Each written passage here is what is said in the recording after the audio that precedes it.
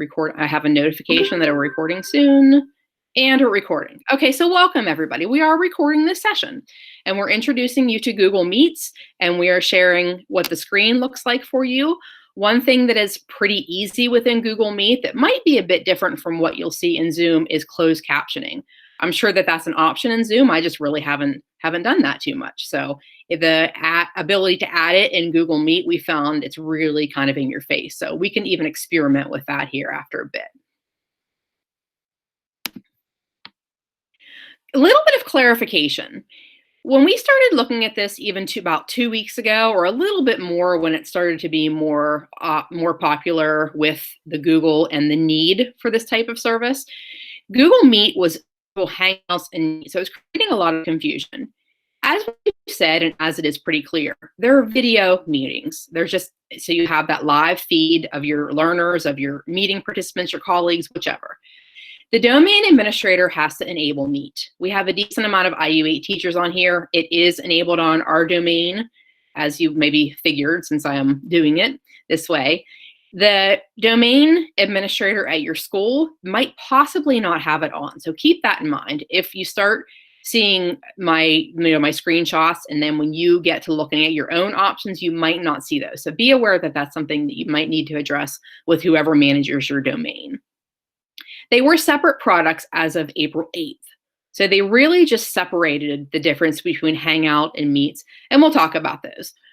Documentation is still being updated, and on the slide deck, which will be available to you through multiple ways, through the site and things like that, I have some links to articles that explain that a little bit more. One of those links on there is also a teacher's guide to the Google Meet. So that is being updated all the time. The updates that are being done are really coming quickly. When you start looking at Hangouts, Hangouts is a really great way if you want to communicate with students through kind of a chat feature. We know this is a lot of times how students are used to interacting with one another, and we just want to call your attention that it might be a good tool for you to communicate with your learners in this way. If you click on the Google Hangouts or Meet, and we're going to see a visual of that here shortly, really just the messaging aspect. If you check the video call, it pushes over to Meet. So that's kind of why they used to be one and the same, but they're starting to separate those. Something I just discovered like an hour ago is that phone call. It's like a straight up phone call. I called my cell phone from it. I called my home phone from it. I was shocked. I thought it was kind of like a Google Duo where the other person had to also have like that particular tool. And I heard my home phone ring, and I was like, oh, okay. So that's kind of a lesson. Go ahead, Trace. Brenda, what phone number showed up when you called?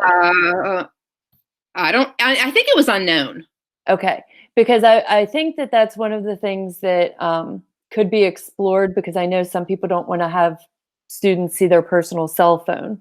Right. And so this is something that you could explore, that they wouldn't get your personal cell phone number. It would show up as unknown, or show up as a VoIP kind of a phone number. Yeah, and that's good to know, because when it comes up on some of our phones as unknown, we don't answer it. But if you're calling families, it might be good. And I just had it in my head that this was like a Duo, and it had to be maybe like a Pixel phone or something like that. And when my phone rang and my other phone rang, I was like, oh, lesson learned. So, this is how we learn, just trying things. So there's a lot of value in Hangouts. Tracy, do you have anything to add about Hangouts? You experienced that a little bit more than I did. No, not really. Just, with the kids these days, they are not big phone people.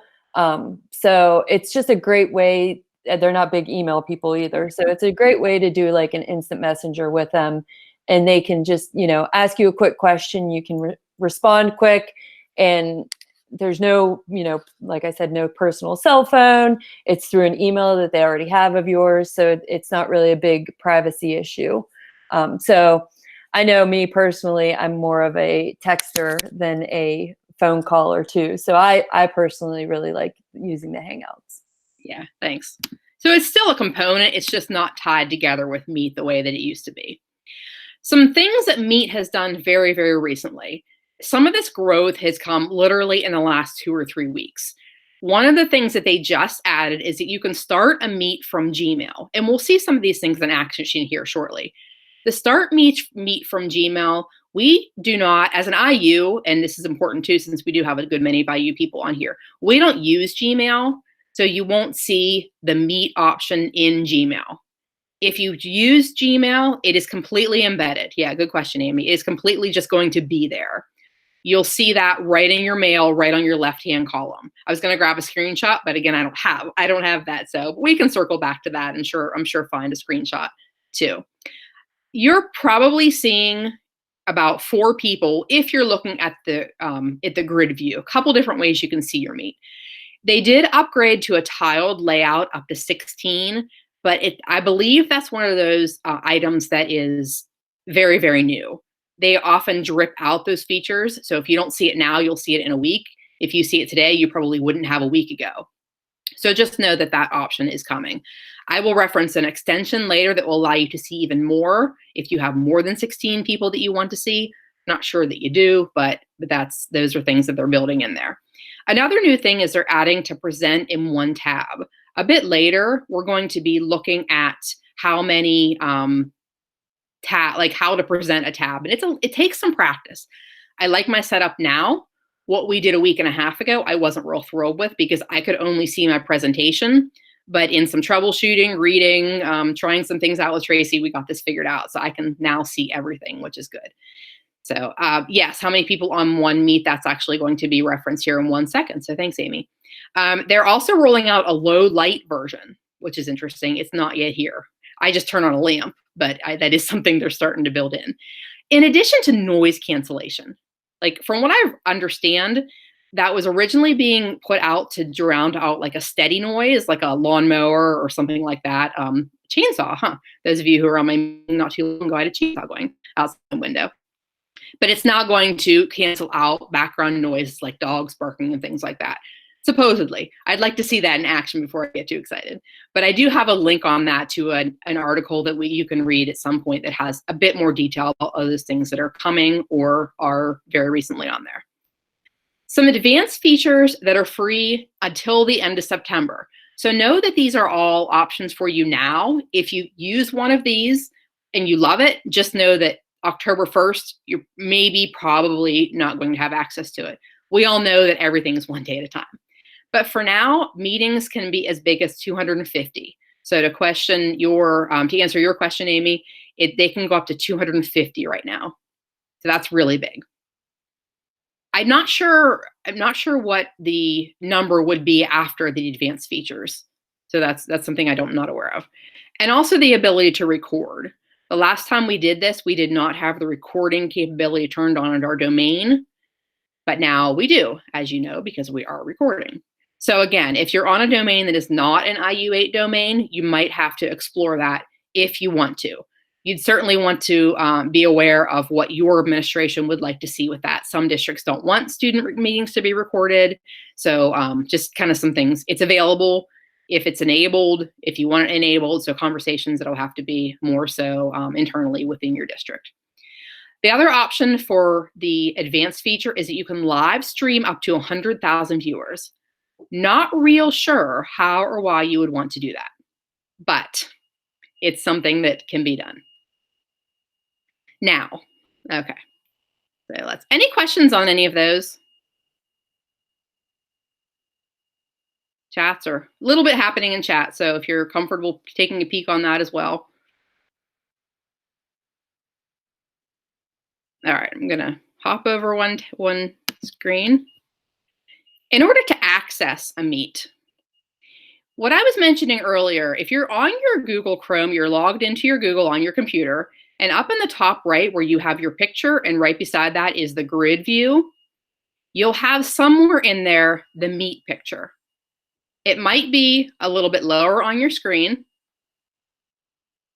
It might be somewhere you might even have to click new. But you probably will see that. There's a slight possibility you won't, but I suspect that you will. Over on the right there is where you can join or start a meeting. My visual shows me that I can start one from scratch, or I can access the one that we're currently in. And we're currently in the one, of course, that we're on right now. So the next picture I'm going to show you, if you want to access a Meet and you want to schedule it. This is where it's really important to know that your calendar within Google can be a pretty powerful tool, whether it be for scheduling and keeping track of your life or even your integration to Classroom, which we're going to see at the next slide. But for this one, just to access the Meet and to make a schedule. So you'll note in the middle-ish of my screen right there, I have Add Google Meet Video Conferencing. This screenshot I find interesting because a week and a half ago, it said Hangout Meet, and now it just says Meet. So the screenshot I had a week ago was no longer what it was for right now. So you can do it that way. And then when you set that up, it will give you the Meet link, and then will allow you to invite people. So you can see on this one that I invited Tracy to this one, and we have some settings that you can change. You can also set that up to get like email notifications, things like that. All right, so that's the option to schedule a Meet in that way. Tracy, you want to speak to the Google Calendar here on this visual? I think this was one of yours. Sure. One of the other things about Google Calendar, which I don't know if everybody else uses it a lot or not, but it not only does it show your meeting, but it also shows all of your assignments that you created in your classroom. So for this, for example, it was an assignment on angles and parallel lines. It shows when it's due, when it was created, and the students, if they are on there, they can go in and just click right on that link, and it takes them straight to the assignment that they have that might be due that day or whatever. So I think that's a great feature too, because then the students, if they look at the calendar, if you steer them towards the calendar, then they can see, where their assignments are and what their due dates are. So I think that's helpful.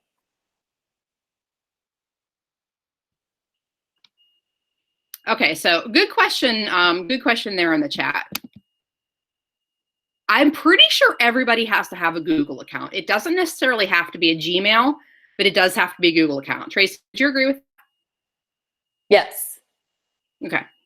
Yes, I would. Yeah, that's part of the security measures that are built in. Correct.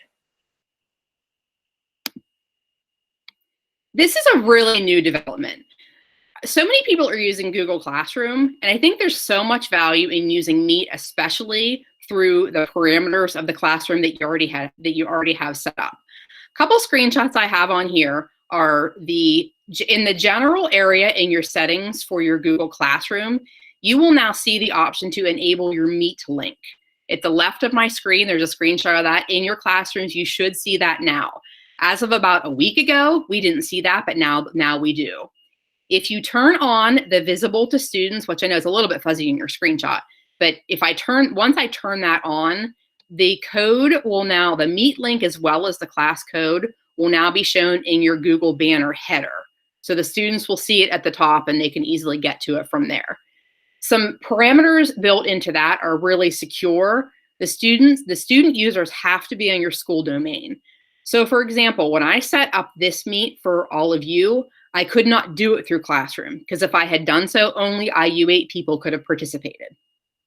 But since I set it up the way the previous slide was, with the access, the Meet, and the scheduling, and gave that link, now more people can get to it. I think I even pulled a screenshot of that. I did pull a bit of a screenshot on that. So Meet for Classroom, this is what it's going to look like when you enable your Meet for Classroom. It's going to give you the option to create a meeting nickname. That can be customized. So you'll see the BRVK. You can also make that like the name of your name or the period name that your students you're dealing with. The nicknames are handy, but you really have to keep in mind that the nickname, okay, so let me try to be clear on this because I just wrapped my brain around it a little bit. The nickname can be created within your classroom, or it can be created through the calendar that I showed you a slide or two ago. But once that nickname is set, it has to be within that domain. So you can see on my screenshot there that my meeting nickname can only be used within my domain. If this is what I had shared to you, you teachers from Conemaugh Township or other, wherever would not have been able to get in. So the nickname is handy, but just know that there are some logistics with that.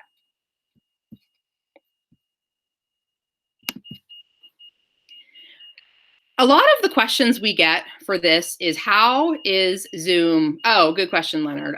Do you have your screen? You have your full screen? And this will also be available to you later. So if there's anything smaller that you're not seeing very well, you can see that in the link on the slide deck a little bit later. So as I'm referencing some of these things, some of them might look a bit small, but just know that this will be available to you after as well. So some differences between Zoom and Meet. Tracy, you able to take this one?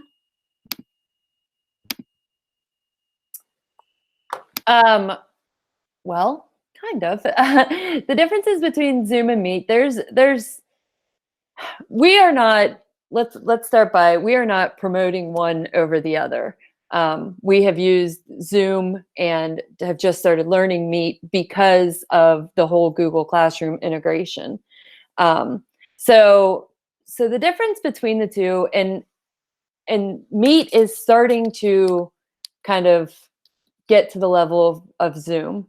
But one is browser-based, one versus an independent program. So Zoom, has everybody used Zoom? I'm assuming a little bit. We personally have found that Zoom is a little less clunky. However, as I said, Meet is kind of working its way there. The granularity of the settings, as Brenda has on that slide, just some differences here and there, little nuances. The camera views. With Zoom, you have the ability to make a grid view of everybody so you can see everybody at the same time.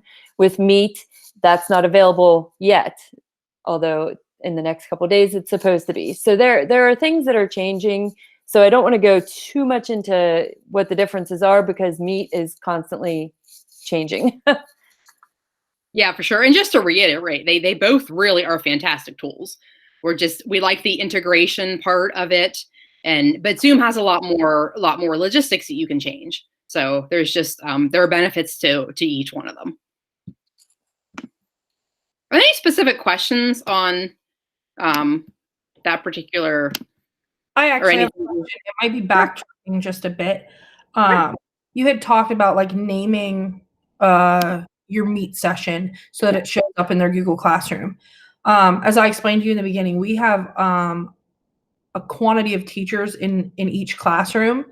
So we're all setting up Zoom meetings at different times.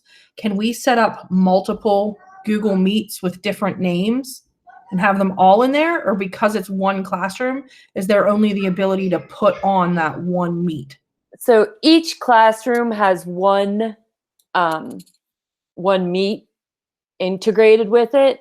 So one teacher could use that Meet that's integrated into the classroom. It's like having like your phone in your classroom. You know what I mean? Like there's just that one line that goes to that classroom. So it's just that one Meet that's integrated. So one teacher could use that and have it as a nickname, but everybody else would have to create their own and kind of put it into, I would create a topic and just say, teachers, and have it be like kind of like a phone list and have the teacher phone list, but it's a Meet list. Does that make sense? Right. So it's when scheduling like a Meet per se, like when we schedule a Zoom, we send them a link. Right. They click a link, they show up in our Zoom room. Our Zoom room is always just that. It's one room and it's always the same link. Where I just wasn't sure with Meet if it was scheduling, if it was the same idea. Basically, that link's going to take them every time to that same meeting room. Yes. Yes. And it's the same link. Okay. Yeah. Good. So that link is like your phone in your classroom. Right. And like Tracy said, you could have links out separately from like within your activity in your classroom, push out to a different Meet. That's how Meet was for Classroom until a week ago. So you could certainly do that as long as it didn't cause confusion. But it's really good example by Tracy. It's basically your phone number to that classroom. Okay. So, yeah, good question. All right. So Zoom and Meet. A couple settings that we had to experiment with a couple times. So as with Zoom or any sort of video conference tool, we practiced a good bit before we tried to do some of these things. And one of the things that I experienced was the first time I tried to share my screen, I had to change system preferences. And now I use a Mac, but I suspect that that's probably the case with anything. So you'd want to try it with a colleague or something before rolling it out to 20 students. I just wanted to include that screenshot for something to be aware of, something you might see. You can change your layout as you're looking at your visual. It's probably on auto, and that is in the bottom right of your screen. I believe has a ability to change how you're seeing it. I typically just leave mine on auto unless I'm in this sort of environment where I'm needing to see two different things, which we'll look at here in a minute. So you can change all that. And the settings, you'll see these settings now, and they'll probably be updated within a week, but just know that it's all a process. We're excited about the updates. All right, this one's kind of a really big one. I watched this video several times. The screenshot you're seeing is a video of, or is a visual of the YouTube presentation. And when you get the access to the slide deck, it is a link out to the YouTube. Couple options if you want to see your students. You could use a second monitor. I know not everybody has access to that, has that kind of item available to them, but that is one option. And if at all possible, it's probably the best because you can see your material on one screen and then you can see your students on another. That's an option. You could also be logged in twice. So logged into a Meet one way and showing your screen, logged in another way and seeing your students. Tracy and I experimented with that the other day, and it was a little bit clunky. We had audio feedback. We had kind of some confusion going on there. So I'm sure it's something we could have been doing better. And the next option is to tile the browser windows right now. That's what I have set up right now. I have half of my computer screen on my presentation and half of it on the Meet and the chat and those logistics. So that's working out pretty well. It does take some practice, separating your tabs, a little bit of a browser comfort, and some experimentation. But now that it's working great for me. Ooh. Yeah, that's true. Pat's comment there. Multiple monitors still takes practice. I've never used double monitors, but I know some people swear by them. So it's just I'll tell you, I was excited. I managed to get my computer and my big screen TV to be my second monitor so we could watch a video. And so that was pretty cool. But yeah, I didn't even realize. I was just moving it around and I was like, oh, wow, it's on my TV now. So that takes some practice. Yes. Yeah. I don't know if everybody knows this or not. I didn't know it for a very long time, that you can pull your tabs apart from each other and open up two separate windows. Which it sounds weird, but it took me a while to realize that, oh, okay, they don't have to be attached to each other and I can do two separate things. So that's something that is an option. And it like Brenda said, that's what she's doing. It does make it a lot easier. Yeah, it was really clunky last week because I didn't have it set up like that. And people were waiting in the waiting room and I had to get out of my presentation to go let them in and then get back in. So it was really clunky, but this has been much better. Also, just a quick tip, if you do that, when you hit presentation, it'll take up your full screen. But Brenda, if you can move your cursor down just a little bit, yep, you can see those that toolbar for your slides. And if you exit full screen, it'll still show your whole presentation like we're seeing right now, but it doesn't take up your whole screen, so you can see the people on the side too. So that's nice. Yeah, that's a really handy tip. I didn't figure that out until after a couple times. Maybe Tracy telling me 3 times, and I finally clicked the right button. So this is how we learn. But you probably, like as I said, my reference to this video, it'll be a link when you see the slide, and it's only about 6 or 7 minutes. Too long to play for you in an hour conversation, but I really do think you might find value in spinning through that. It's only a couple minutes.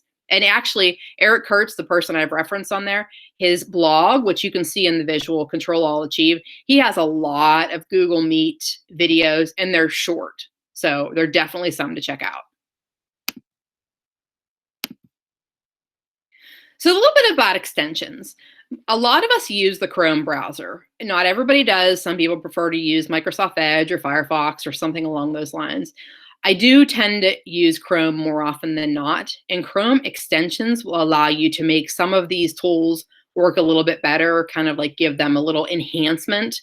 A couple extensions that I came upon relevant to Meet. The first one is the attendance. So I have a little icon in the top of my Chrome browser that shows me this visual with the 3 and the check mark. When I click on that, it will then open a Google Sheet. So Google's answer to spreadsheets, kind of like an Excel, but it's a Google Sheet. And it will list the people participating in the Meet.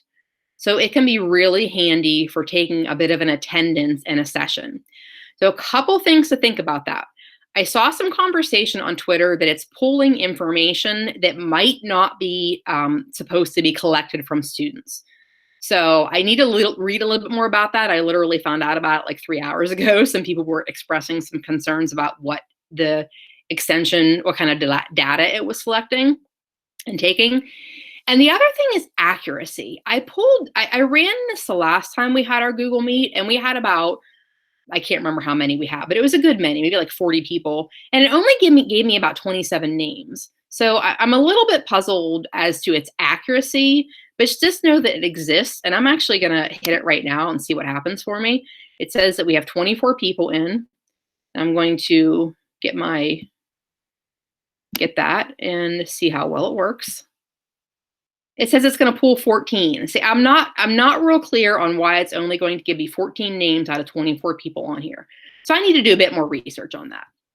But extensions in general oftentimes do make what you're trying to do a little bit better. One more extension, then we'll take some questions. The other one is the extended grid view. So until they went with the 16 that is now available in Google Meet natively without any sort of extension, the grid view was an extension that allowed you to see as many as were there. So I have that set up on mine, and when I click on that, I will see something along the lines of what this one is, but I would see as many as, I can't imagine I'd see 250 that we said was the limit, but I would see more than 16. So this isn't quite as exciting now as it was a week ago when they didn't have the upgrade to 16, but at the time we could only see 4. So it was great to have that grid view. I also have on this slide deck a video link to a longer video if you do want to dive into those extensions. Are there questions about extensions or something that you wish it would do that we can maybe address how it can be done, or an extension that I've read of but didn't think to put in here? How about a whiteboard option? I know in Zoom we have a whiteboard option where we can work a whiteboard. Do they offer anything like that in here? You are so ahead of the game. Sort of. You're on it, sort of. Do you want to table that for a minute, Tracy? I think I'm almost there anyway. Yeah, we will touch on that, I promise you. Okay, we'll do the next one anyway. Oh, But let me do back one, and I didn't want to rush anybody. I opened it up for questions, and then I read questions about extensions or features in general that we might be able to address.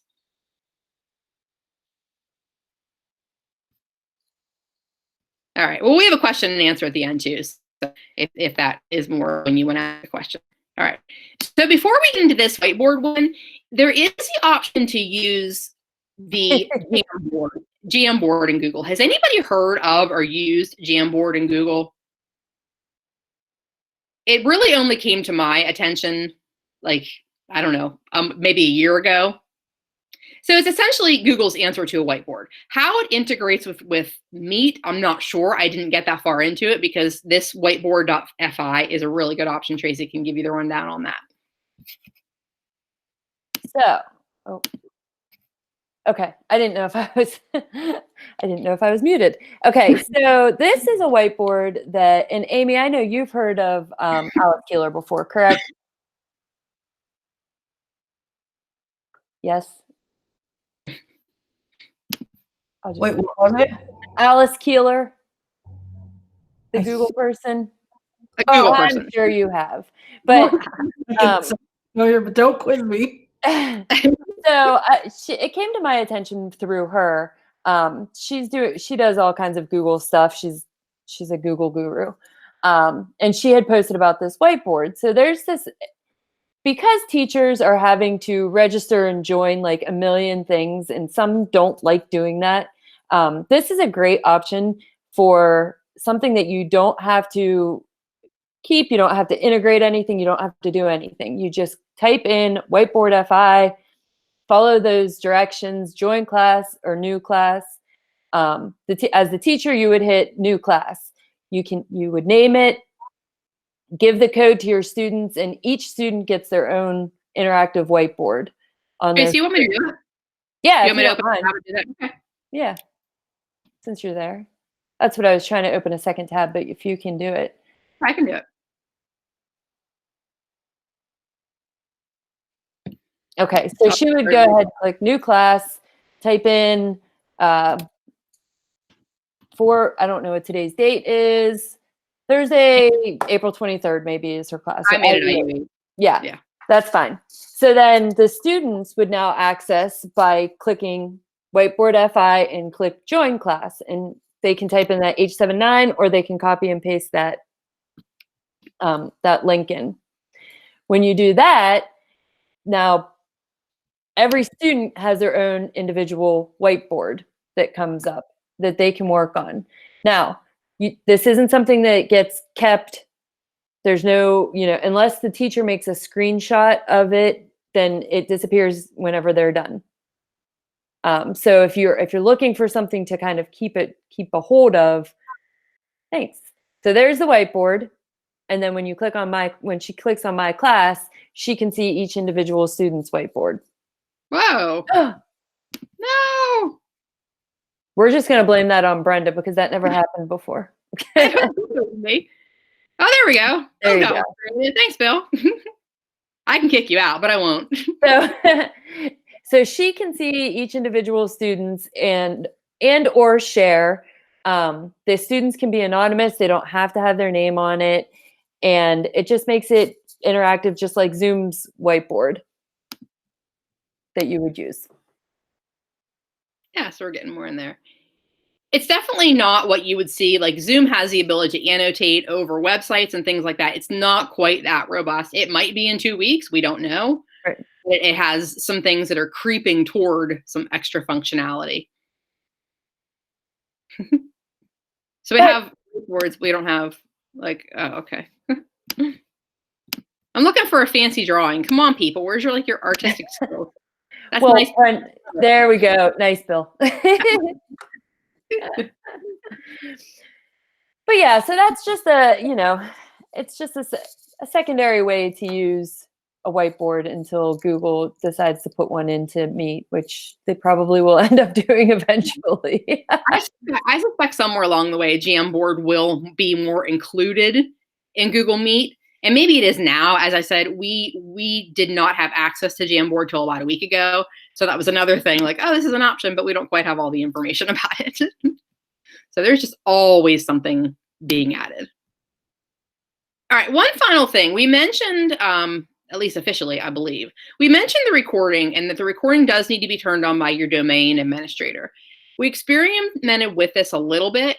And when we found that as we were recording, once we stopped the recording, it announced where it was going to be saved. So that was handy. And then I got an email that the recording was saved and then I could open it in my drive. So just some logistics behind how those recordings are working.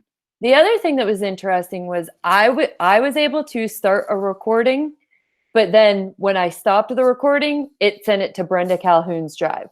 So if a student were to say record it, it goes to you. It doesn't go into their drive. So that's nice too, because they might, you know how kids are, play around with that feature.